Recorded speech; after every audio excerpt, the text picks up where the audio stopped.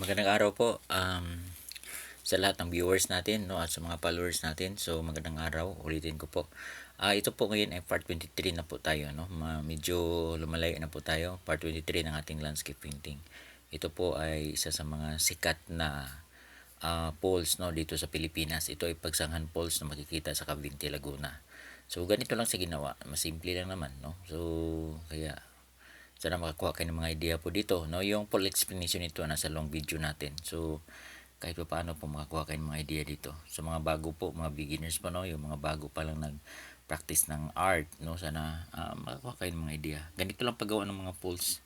Yung mga pugs po kung paano natin ginawa, no, ginamitan ng kamayan, no. So ganun po. Malalim po ang pools na ito. Ito isa sa mga pinakasikat na pools po. Simula pa noon, elementary po, kilala ko na ito. Lugar nito kasi palagi namin, no, part ito ni sinadihan namin, no. Ito, no, Pagsanghan Falls. Maraming salamat po sa mga viewers natin.